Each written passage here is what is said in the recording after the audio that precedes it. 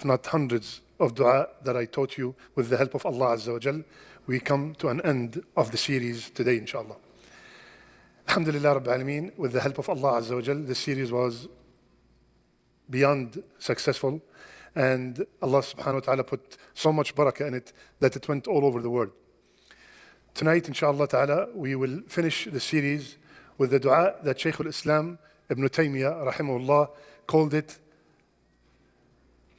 the best of dua, the most comprehensive dua, and the most beneficial dua in the Quran.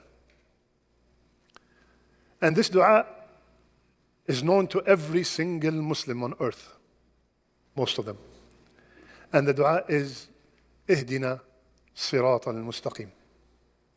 This is literally the best dua. Because if this dua is answered, everything that you hoped for in the dunya and in the akhirah is the best, is done. Subhanallah. So let's explain this dua. First, Ihdina. Why plural? I am alone talking to Allah Azza wa Jal. As a matter of fact, this plural started from Iyaka na'budu wa Iyaka nasta'in. It's in plural, right? It's not Iyaka a'budu wa Iyaka asta'in. Ya Allah, we all worship you and we all seek your help. And then after that came Ihdina, guide us. Number one, it is more befitting to Allah subhanahu wa ta'ala when you ask him in plural. Yani, Ya Allah, I'm not the only one that worship you. I'm not the only one who need your guidance. We all are lost without your guidance. Number one. Number two, can you imagine Imam Sheikh Sajjad is reading the Fatiha and saying, Ihdini Sirat al-Mustaqim, and we are all saying, Ameen. طيب ya Sheikh, what about us? Subhanallah, imagine the Imam in general is saying, guide me, and we are saying all Ameen. What about the people behind you, the hundreds, the thousands, or the millions in Mecca that are staying behind you, praying behind you? So, Ihdina is more befitting for the position of the ayah and the meaning of the ayah. Second, if you know a little bit of Arabic, there are three different verbs. There's a fi'l madi, fi'l mudari', and fi'l amr, right? There is a past verb, there's a recurring verb, and there's an order verb, command.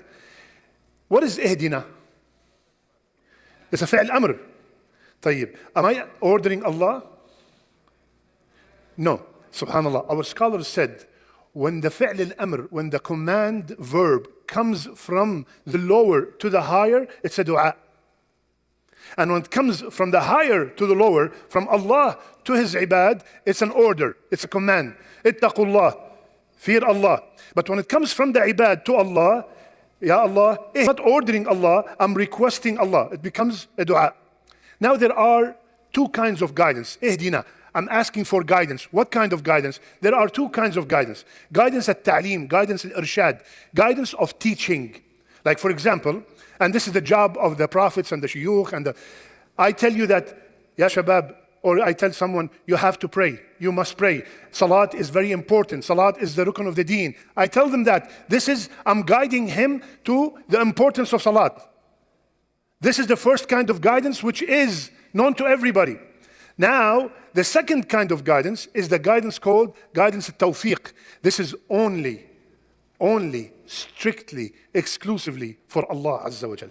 So I can tell the guy to pray, but only Allah can make the salat beloved to his heart. That's why Allah subhanahu wa ta'ala told Rasulullah sallallahu alayhi wa sallam, إِنَّكَ لَا تَهْدِي مَنْ أَحْبَبْتَ. You cannot guide the one you love. When he was desperately wanting to guide his uncle, Allah subhanahu wa ta'ala revealed this ayah in Surah Al-Qasas, that you cannot guide that second guidance.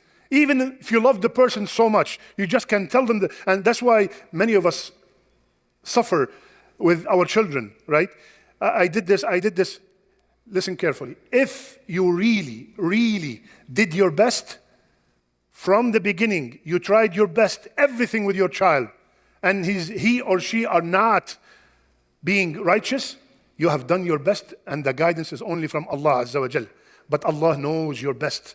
Do not take this as an excuse. I tried my best. No. As a matter of fact, our beloved Imam just recited Ya Allah, my son, Nuh alayhi salam.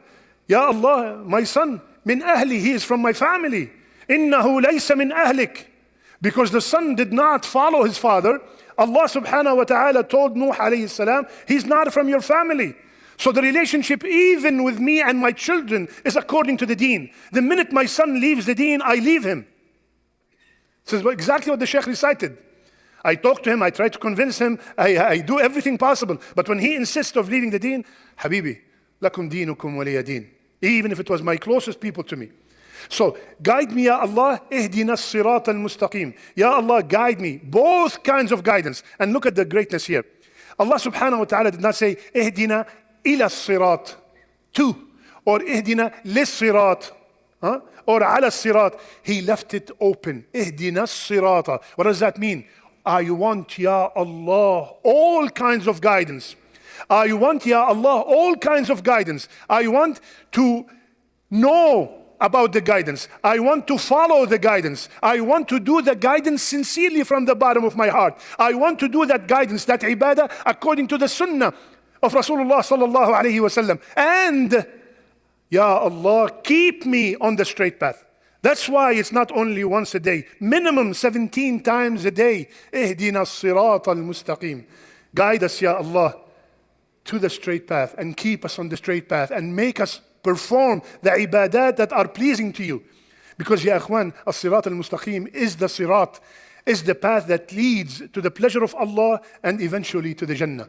And subhanallah, the hadith when Rasulullah sallallahu alaihi wasallam told us that Allah subhanahu wa ta'ala, after he finished the Jannah, he told Jibreel, go take a look at Jannah. And Jibreel came back and said, so Allah told him, what do you think? He said, Ya Allah, whomsoever sees it would love to enter it. Then Allah subhanahu wa ta'ala surrounded the Jannah with hardships. And then he told Jibreel, go take a look again. He said, Ya Allah, I don't know if anybody could enter it because it's surrounded by hardships, surrounded by protecting and holding back your desire, surrounded by preventing yourself looking at haram, earning haram, missing salawat. It's surrounded by a lot of hardships, while Jahannam is surrounded by all kinds of desires. Ibn al-Qayyim, rahimahullah, he said something beautiful. He said, the more firm you are on the sirat in this dunya, you will be firm on the sirat in the akhirah. If you were firm on the sirat in this dunya and you're trying to fight all your desires, stay away from the prohibitions and do everything that Allah, as much as you can from what Allah subhanahu wa ta'ala and His Prophet ordered, you will find yourself crossing the sirat like lightning. And if you don't, al-jaza, the reward is according to the actions that you did while you were still here. Subhanallah, many people are saying, Tayyib, 17 times a day.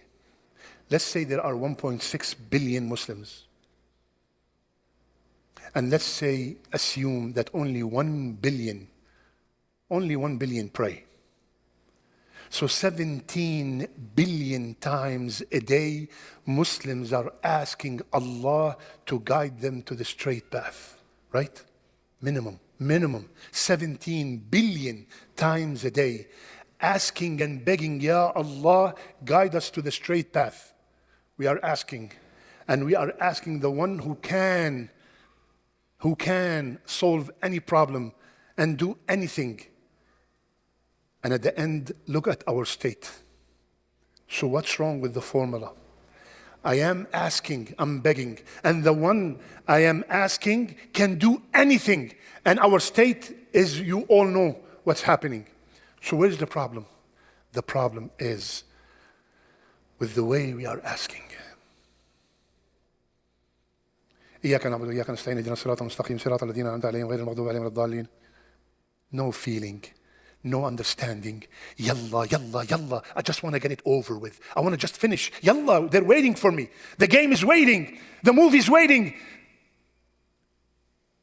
My family is waiting. The cooking is waiting.